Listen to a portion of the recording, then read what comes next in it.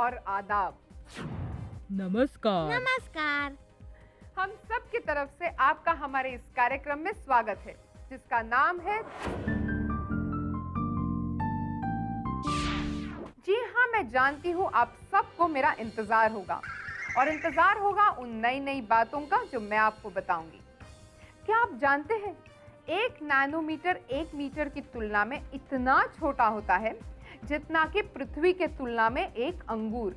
तो चलिए मैं अपना वादा निभाती हूँ और आपको बताती हूँ नैनो टेक्नोलॉजी की नई नई उपलब्धियों के बारे में।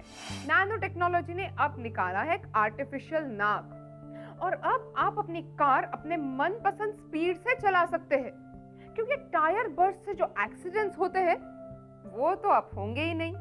लेकिन ये सब संभव कैसे होगा? ये सब संभव होगा नेम्स के द्वारा, जो हमारा आज का विषय है। नेम्स यानी कि नैनो इलेक्ट्रोमैकेनिकल सिस्टम। तो चलिए जानते हैं नेम्स के बारे में।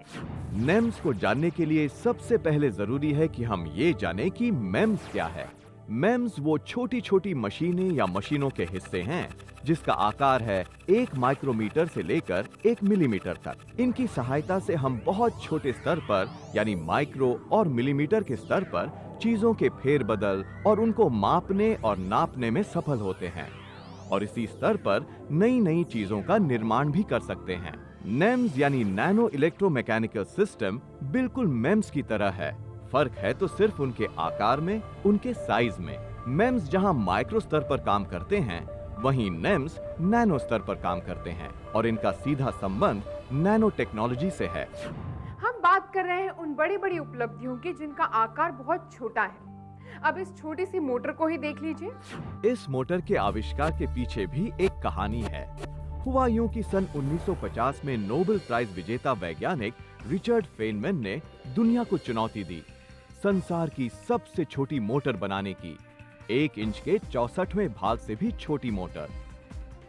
विलियम मैकलेलन ने ये चुनौती स्वीकारी और दुनिया की सबसे छोटी मोटर बना डाली। इसके लिए इन्होंने ट्वीजर और माइक्रोस्कोप का इस्तेमाल किया था।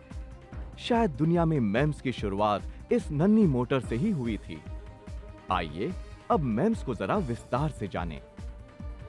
इलेक्ट्रो और मैकेनिकल सिस्टम को एक साथ जोड़कर जो उपकरण बनाए गए, उन्हें नाम दिया गया इलेक्ट्रोमैकेनिकल सिस्टम्स।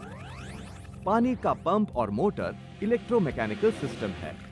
फिर धीरे धीरे ये मशीनें छोटी होती गईं। इनका आकार माइक्रो स्तर पर पहुंच गया और तब इन्हें नाम दिया गया माइक्रो इलेक्ट्रोमैकेनिकल सिस्टम यानी मेम्स। मेम्स का उदाहरण है एकदम नए मोबाइल फोन में इस्तेमाल होने वाली मोटर।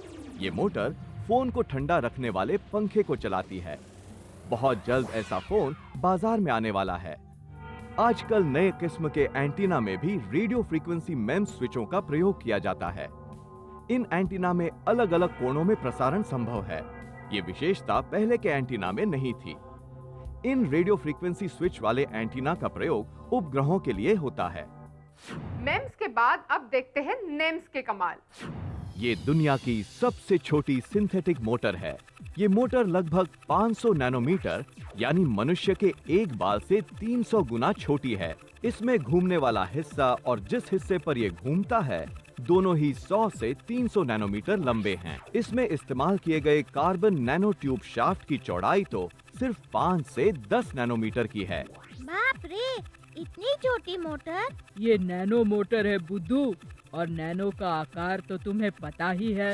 नैनो इलेक्ट्रोमैकेनिकल सिस्टम पर आधारित ये मोटर भविष्य में सभी नैनो उपकरणों में इस्तेमाल की जाएगी, जैसे कि nano robots, drug delivery system, biosensors वगैरह वगैरह। इस तरह के मोटरों के बहुत सारे प्रयोग किए जा रहे हैं, क्योंकि इसके रोटेटर किसी भी एंगल में फिट किए जा सकते हैं।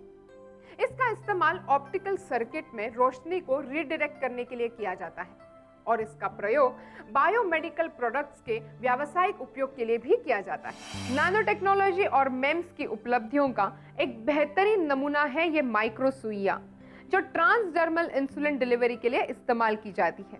ये drug delivery system micro fabrication से बना है। कभी तो सिर्फ ये एक कल्पना थी, लेकिन आज एक सुकून भरा सच कि अब दवाइयां आपके शरीर के अंदर बहुत आसानी से पहुंच जाएगी।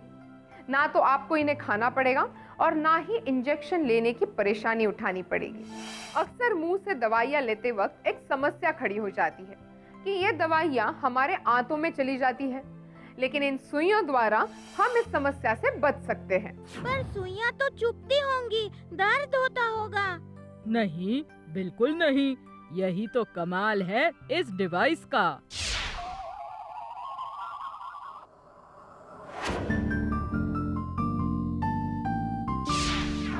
नैनो साइंस एंड टेक्नोलॉजी सचमुच में एक इंटरडिसिप्लिनरी या मल्टीडिसिप्लिनरी सब्जेक्ट है। Nano science and technology research के लिए या नैनो साइंस एंड टेक्नोलॉजी समझने के लिए हमें अलग अलग सब्जेक्ट्स में जैसे फिजिक्स, केमिस्ट्री, बायोलॉजी, मेडिसिन या इंजीनियरिंग का ज्ञान होना ज़रूरी है। इसी इंटरडिसिप्लिनरी नेचर के कारण नैनो एजुकेशन या nano science and technology education एक रिसर्च का विषय बनता जा रहा है। क्या nano education under graduate level पर, बीटेक या बैचलर ऑफ इंजीनियरिंग लेवल पर एक कोर्स सब्जेक्ट बन सकता है? इन सब विषयों पर विचार करने के लिए एक international journal of nano education भी शुरू हो चुका है।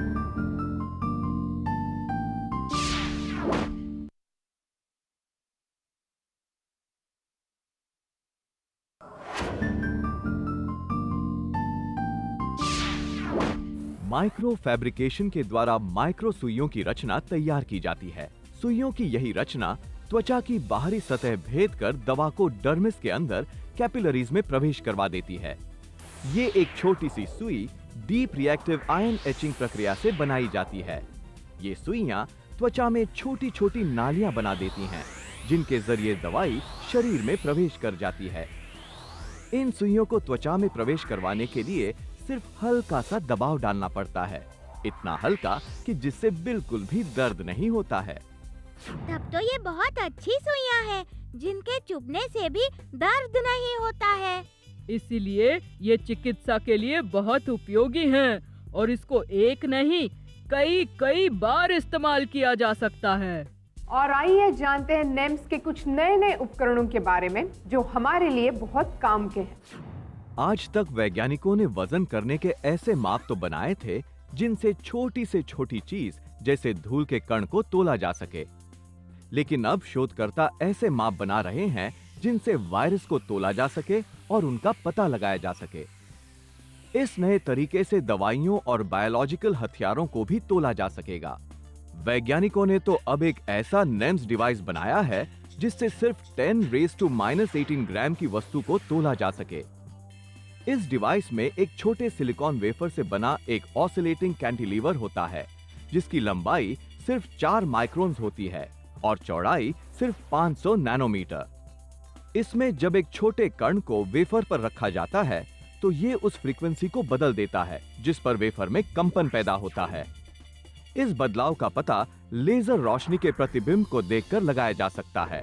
इसके अलावा अब वैज्ञानिकों ने कैंटिलीवर पर एक खास वायरस के प्रति संवेदनशील एंटीबॉडीज का लेप करके इसी डिवाइस का इस्तेमाल वायरस को खोजने के लिए भी किया है। इसके लिए कैंटिलीवर्स को ऐसे घोल में डुबोया जाता है जिसमें वायरस होते हैं। ये वायरस उस डिवाइस पर चिपक जाते हैं। तब डिवाइस को घोल में से निकालकर उसकी फ्रीक्वेंसी को फिर से मापा जाता है।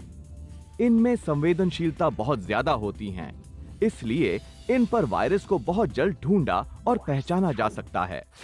नन्हे वायरसेस को खोजने के लिए नन्हे उपकरण, और अब तो ऐसे नन्हे जासूस बन गए हैं जो समुद्र के अंदर जाकर समुद्र के पोल्यूशन का पता लगा लेते हैं। वैज्ञानिकों ने बहुत ज्यादा प्रदूषित समुद्री इलाकों पर नजर रखने के लिए एक तरीका खोज निकाला है। उन्होंने बहुत छोटे माइक्रोस्कोपिक रोबोट्स का निर्माण किया है जो समुद्र की गहराई में छुपे खतरनाक माइक्रो ऑर्गेनिजम्स को ढूंढ निकालेंगे। शोधकर्ता अब ऐसे रोबोट बना रहे हैं जो समुद्र के पानी में घूमेंगे, महसूस करेंगे और बाहर से संपर्क भी रखेंगे। इसमें 1 अरब रोबोट्स को मिलाने के लिए एल्गोरिदम की जरूरत होगी। ये सारे के सारे रोबोट जो पानी में भेजे जाएंगे, उनका संपर्क कंप्यूटरों से होगा और कंप्यूटरों पर भेजे गए संकेतों के जरिए हम ये जान जाएंगे कि समुद्र के अंदर क्या हो रहा है और इस तरह से प्रदूषण पर नियंत्रण रख पाएंगे। प्रदूषण के बाद अब बारी आती है सुरक्षा की, और इसमें भी नेम्स ने हमारी मदद की है। खास तौर से ट्रैवलिंग और ड्राइविंग करते समय हमारी फिक्र दूर कर दी है। अब कार चलाते समय ना तो एक्सीडेंट का डर और ना ही चोट लगने का खतरा, और इसका भी श्रेय जाता है वही हमारे नेम्स सेंसर एक्चुएटर्स को। ये एक चमत्कारिक उपकरण है। इसमें सेंसर का काम है एक समस्या का पता लगाना और एक्चुएटर को उसकी सूचना देना। एक्चुएटर का काम है उस अवस्था को बदलकर वहीं समस्या को सुलझा देना, और अगर समस्या काफी गंभीर है, पूरा सिस्टम खतरे में है, तो तुरंत सिस्टम को बंद कर देना। उदाहरण के लिए, अगर एक्सप्रेस हाईवे पर तेजी से दौड़ती हुई कार के टायर ज्यादा गर्मी और हवा के दबाव से लगभग फटने ही वाले हैं, तब गाड़ी में लगे सेंसर एक्चुएटर्स में से सेंसर तुरंत इसकी सूचना ड्राइवर को देगा। ड्राइवर को भी एक निश्चित समय के अंदर ये निर्णय लेना है कि वो इस अवस्था में क्या करे। लेकिन अगर ड्राइवर निर्णय नहीं ले पाता, तो एक्चुएटर तुरंत कार के इंजन को धीमा करके कार की गति को कम करेगा और फिर उसे रोक देगा। है ना कमाल नैनो टेक्नोलॉजी का, खास तौर से नेम्स का। अब यही नेम्स कार दुर्घटना ही नहीं, बल्कि भोपाल गैस दुर्घटना जैसी बड़ी दुर्घटनाओं को भी रोक सकेंगे और लाखों करोड़ों लोगों की जान बचा पाएंगे। मान लीजिए एक गैस स्टोरेज टैंक में दबाव बहुत बढ़ जाता है। इतना बढ़ जाता है कि गैस लीक होने का खतरा होने लगता है। इस बात का पता प्रेशर सेंसर लगा लेगा, बल्कि कंट्रोल रूम को तुरंत सूचित करके सावधान भी कर देगा कि वो इस पर तुरंत कार्यवाही करे। लेकिन अगर कंट्रोल रूम एक निश्चित अवधि में निर्णय लेने में या कार्यवाही करने में असफल होता है, तो एक्चुएटर तुरंत पूरे के पूरे गैस प्लांट को ही बंद कर देगा, ताकि दबाव और न बढ़े और गैस लीक होने का खतरा टल जाए।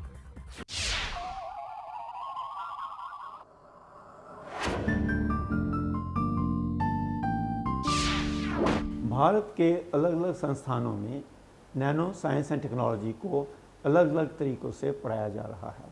अगर हम इंडियन इंस्टीट्यूट ऑफ टेक्नोलॉजीज़ की एग्जांपल लें, तो आईआईटी दिल्ली में नैनो साइंस एंड टेक्नोलॉजी पढ़ाने के लिए एक माइनर एरिया स्कीम शुरू की गई है। इस माइनर एरिया स्कीम में बैचलर ऑफ टेक्नोलॉजी के सभी स्टूडेंट अपने कोर्स सब्जेक्ट्स के साथ साथ नैनो साइंस एंड टेक्नोलॉजी के सब्जेक्ट्स को भी पढ़ सकते हैं। आईआईटी बॉम्बे में master of nano science program शुरू किया गया है। ये program bachelor of technology engineering physics के स्टूडेंट ले सकते हैं।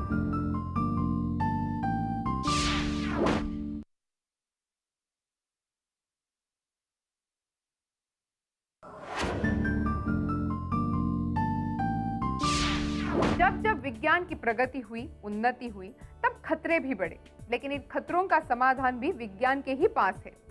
विज्ञान के पास तो बहुत कुछ है, लेकिन चलिए पता करते हैं नैनो टेक्नोलॉजी के पास क्या क्या है।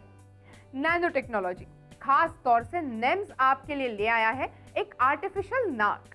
अरे इसमें नया क्या, कितनी हीरोइनें आर्टिफिशियल नाक लगाकर खूबसूरत बन चुकी हैं। पर ये वो नाक नहीं फूल, इन्होंने हमें पहले ही बताया था। ये तो सुरक्षा व्यवस्था में इस्तेमाल की जाने और हमारी जान बचाने वाली नाक है। ये आर्टिफिशियल बायोलॉजिकल नाक भविष्य में वस्तुओं को सूंघने की क्षमता रखेगी।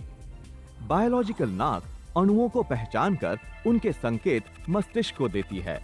यही काम अब आर्टिफिशियल नाक करेगी, अणुओं की पहचान करके उनके संकेत हमें देगी। आजकल नेजल मेम्ब्रेन की जगह इस आर्टिफिशियल नाक का प्रयोग बहुत हो रहा है। आर्टिफिशियल नाक असल में पॉलीमर्स हैं जो बिजली से चलते हैं।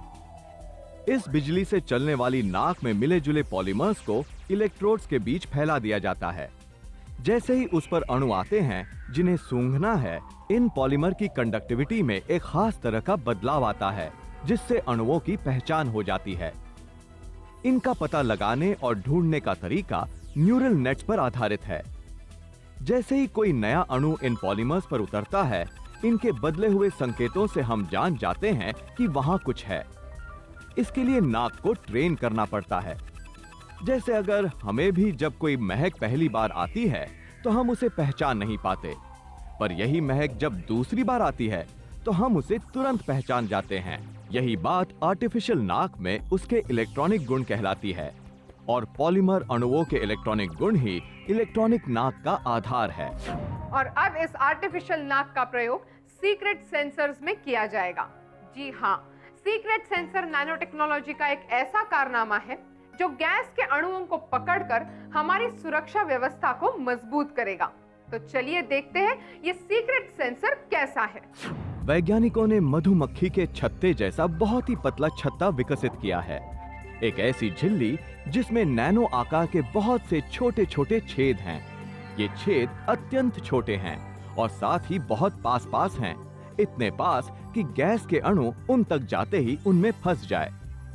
इस झिल्ली के इस्तेमाल से जो नया सेंसर बनाया गया है उसका आकार एक सेल फोन से ज्यादा बड़ा नहीं है। ये सेंसर्स अब हवाई अड्डों, रेलवे स्टेशनों और सबवेज पर छिपाए जा सकते हैं।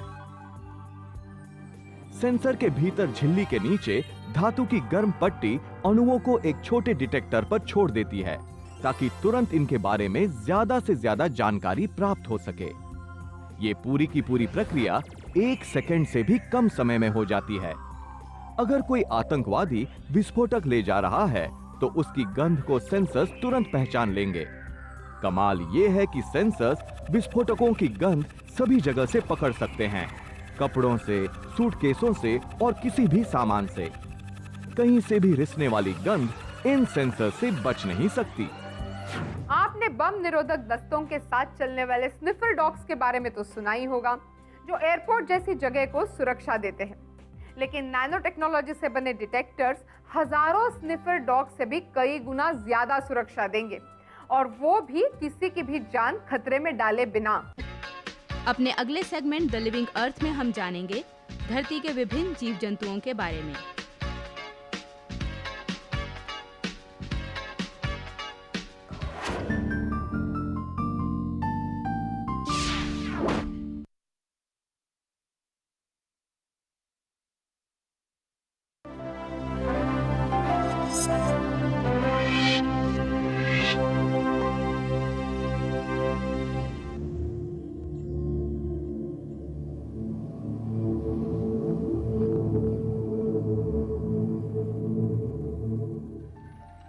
हम में से ज्यादातर लोग मछली से परिचित हैं। ये सुरमई, गहरे सुरमई या रुपहले रंग की होती है।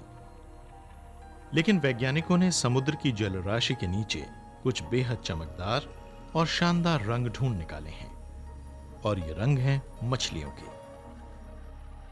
यहां हजारों रंगों, आकारों और प्रकारों की मछलियां मिलती हैं, मगर इनका मकसद एक ही है। रंग को जीवित रहने की तकनीक के रूप में इस्तेमाल किया जाता है। यह अपने बचाव और शिकार को पकड़ने दोनों ही काम आता है। मछलियां रंग, छिपने की कला, मिमिक्री और आकार को अपने जिंदा रहने की रणनीति के रूप में इस्तेमाल करती हैं। मछलियां अपने शिकार से बचने के लिए खुद को अदृश्य बना लेती हैं। कभी कभी मछलियां अपने आसपास के माहौल में घुल मिल जाने के लिए रंग बदल लेती हैं, जैसे कि स्क्विरल फिश और रेड ब्रेस्टेड रोसे जैसी प्रजातियां। ये दूसरी मछलियों के लिए बिल्कुल अदृश्य ही हो जाती हैं। जिन अन्य इलाकों में मछलियां कोरल के बीच रहती हैं, उनके रंग उन्हें रीफ की छाया से रंग मिलाने में मदद करते हैं। हमें जो रंग चटख लगते हैं, वो मछलियों के लिए बचाव मुहैया कराते हैं। वो जिस तरह से रंगों को देखती हैं, उस कला को संपूर्ण बनने में लाखों साल लगे, और रंगों के बारे में उनकी सोच एकदम अलग है। इन नाजुक प्राणियों के लिए इन बदलावों और तकनीकों से जिंदगी और मौत के बीच का फर्क तय होता है। बड़े आकार के परभक्षियों से बचने के लिए इनके पास यही एकमात्र तरीका है। इंसान बेशक सबसे बुद्धिमान प्रजाति हो सकती है, लेकिन फिर भी विकास की इस प्रक्रिया में उसे प्रकृति के विकासवादी तौर तरीकों और एक दूसरे पर निर्भर होने की उस पेचीदा प्रक्रिया से बहुत कुछ सीखना है, जो जीवन के समस्त स्वरूपों को एक साथ बांधती है। अब समय है सवाल जवाब का।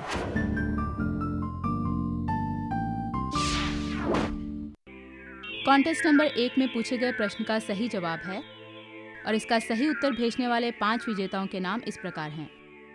प्रतीक घोटकर वर्धा महाराष्ट्र से, संदीप नागर अहमदाबाद गुजरात से, मलिक छवारे वर्धा महाराष्ट्र से, साईदीप शंभू भोसले बारदेस गोवा से और आयुष आर्या हावड़ा पश्चिम बंगाल से। सभी विजेताओं को विज्ञान प्रसार की ओर से ड्रीम 2047 का 1 वर्ष का मुफ्त सब्सक्रिप्शन व विज्ञान प्रसार की पुस्तकें दी जा रही हैं। इनके अलावा 10 और विजेताओं को सांत्वना पुरस्कार भेजे जा रहे हैं। हमारा आज का प्रश्न है, NEMS का पूरा नाम क्या है? A. Nano electromechanical system, B. Nano electromagnetic source या C. Natural electromagnetic system. आपका जवाब हमें 10 दिन के अंदर इस पते पर मिल जाना चाहिए। विज्ञान प्रसार C24 कुतुब इंस्टीट्यूशनल एरिया, नई दिल्ली 110016। आप हमें ईमेल भी कर सकते हैं। हमारा ईमेल आईडी है contest@vigyanprasar.gov.in। अगर आपके पास कोई सुझाव है तो आप हमें ज़रूर भेजिए या ईमेल कर सकते हैं info@vigyanprasar.gov.in पर।